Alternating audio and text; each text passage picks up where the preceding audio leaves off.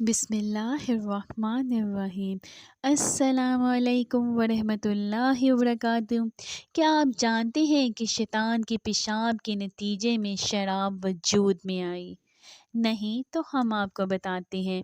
مرحوم مجلسی رحمۃ اللہ علیہ حضرت امام جعفر صادق علیہ السلام سے نقل کرتے ہیں کہ خداوند عالم نے حضرت آدم علیہ السلام کے ہمراہ 140 پھل اور میوہ جات جنت سے زمین پر بھیجے۔ ان میں سے 40 وہ پھل تھے جو کہ مکمل طور پر کھائے جاتے تھے اور ان کا کوئی حصہ پھینکنے میں نہیں جاتا تھا، اور ان میں انجیر و انگور وغیرہ بھی شامل تھے، اور 40 قسم کے پھل ایسے تھے کہ جن کا ظاہری حصہ پھینک دیا جاتا تھا اور اندرونی حصہ کھایا جاتا تھا، جیسے کہ بادام، اخروٹ اور پندق وغیرہ، جبکہ 40 ایسے پھل تھے جن کا اوپری حصہ کھایا جاتا تھا اور اندرونی حصہ پھینک دیا جاتا تھا، جیسے خوبانی اور گلاس وغیرہ۔ حضرت آدم جس پھل کی ٹہنی کو توڑنے کا ارادہ کرتے تھے پہلے خدا کا نام لیتے تھے، لہٰذا وہ ٹہنی سبز ہو جاتی تھی اور پھل دینے لگتی تھی۔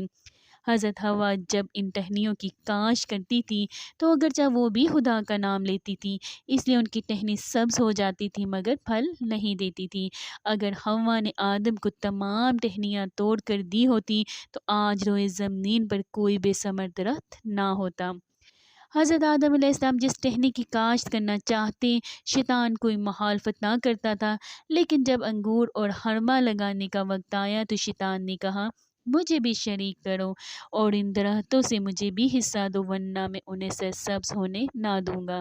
حضرت آدم علیہ السلام نے فرمایا، صبر کرو، جبرائیل کو آنے دو، وہ ہم دونوں کے درمیان فیصلہ کریں گے۔ جب حضرت جبرائیل علیہ السلام آئے تو جناب آدم علیہ السلام نے واقعے کو نقل کیا تو جبرائیل علیہ السلام نے کہا، ان دونوں درختوں میں سے حصے دار بناؤ تاکہ تمہیں کوئی گزند نہ پہنچائے۔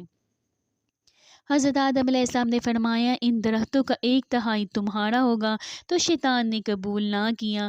حضرت آدم علیہ السلام نے کہا، آدھا تمہارا اور آدھا میرا ہوگا، تو پھر بھی شیطان راضی نہ ہوا اور کہا کہ اگر اس کا 2/3 مجھے دو گے تو مجھے اعتراض نہ ہوگا۔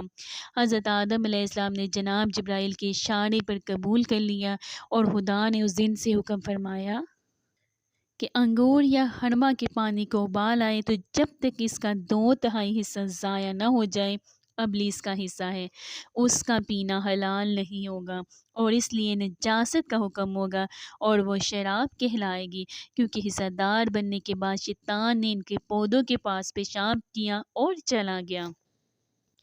اسی بنا پر جب انگور کے پانی کو شراب بناتے ہیں تو وہ بدبودار اور بدمزہ ہو جاتی ہے، کیونکہ اس میں شیطان کا پیشاب گرا ہوا ہوتا ہے، اور شراب کی حرمت صرف اس امت کے لیے نہیں ہے بلکہ پچھلے تمام ادیان میں شراب حرام رہی ہے اور قیامت تک حرام رہے گی۔